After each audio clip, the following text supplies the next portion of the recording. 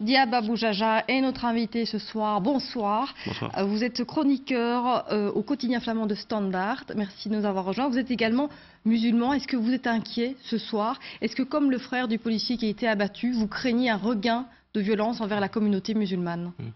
Absolument, je suis très inquiet, mais pas seulement pour le fait que, effectivement, je crains un rebond de violence vers la communauté musulmane, mais parce que je crains un cycle de violence sur tous les plans dans notre société.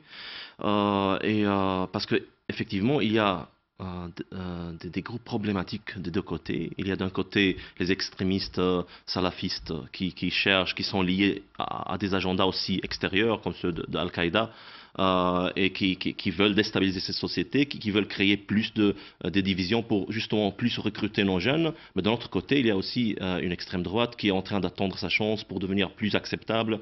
On voit le mouvement Pegida en Allemagne, on voit qu'il y a une montée de l'islamophobie. Alors, c'est des temps très difficiles et très dangereux. Alors précisément, comment éviter la radicalisation des jeunes qui sont perméables au discours de certains prédicateurs? Est-ce que c'est dans les mosquées ou dans les écoles qu'il faut agir? Mais je crois que c'est un travail sur tous les fronts. Je crois que d'abord, en grand, qu'il faut essayer de créer une société où tout le monde se sent chez lui. Une société où ce n'est pas seulement au niveau de sentiments subjectifs, mais qu'effectivement, sur les plans sociaux, sur les plans économiques, sur le plan de l'inclusion, tout le monde peut se reconnaître, tout le monde peut trouver sa place, peut avoir une perspective future. Et je crois que c'est ça qui va garder l'extrémisme marginal. Le danger, on ne peut jamais éliminer l'extrémisme, on ne peut jamais éliminer le terrorisme à 100%, mais on peut le garder très marginal. Et quand je dis terrorisme ou extrémisme, je veux dire de n'importe quelle signature.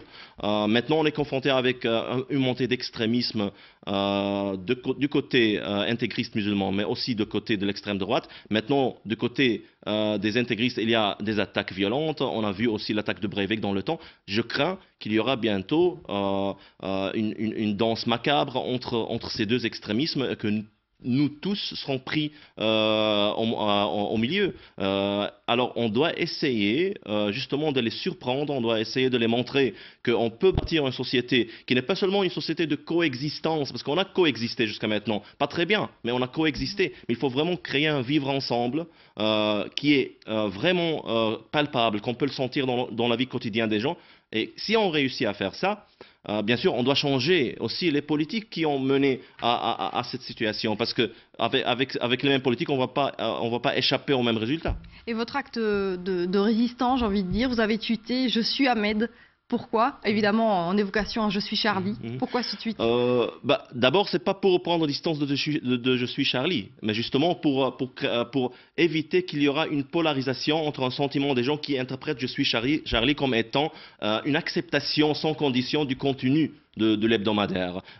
Tandis que quand on dit je suis Ahmed et je suis mort pour un journal qui m'a insulté en tant que musulman, c'est justement valoriser les valeurs de droit de l'expression et de la démocratie. Et je crois que c'est ça l'enjeu. Je crois que tout le monde, de tous les côtés, c'est ça l'enjeu. C'est de tenir à nos valeurs démocratiques, de tenir à les libertés d'expression, et aussi qui inclut le droit d'être indigné par une autre liberté d'expression. Alors je reviens un petit peu aux jeunes dont on parlait tout à l'heure. On a pas mal de témoignages de professeurs qui nous disent qu'ils n'osent pas parler de cette actualité avec des élèves de confession musulmane parce qu'ils ont peur de leur réaction. On a vu aussi l'émergence de l'apparition du fameux « Je suis Kouachi » sur Twitter. Comment faut-il appréhender cette actualité avec ces élèves ? D'abord, quand il s'agit des élèves, il faut vraiment faire très attention parce que c'est des enfants, c'est pas des adultes et souvent un enfant peut réagir de façon irrationnelle. Moi, j'aime pas quand on prenne un enfant et essaie de tirer une indignation sur un acte parce que les enfants ou les adolescents ne sont pas vraiment si mûrs de s'exprimer comme il faut. Il faut être il faut faire attention, il faut être très pédagogique avec ça. Mais quand il s'agit de cet autre hashtag je suis Kouachi ou Kouachi, au début, moi, je sentais qu'il fallait réagir parce que c'était en train d'être aussi un trend sur Twitter. Et à un certain moment, j'ai écrit je comprends d'où est-ce que... Moi, je suis Ahmed, mais je comprends d'où est-ce que ça vient, je suis Kouachi. Mais moi, je suis pas...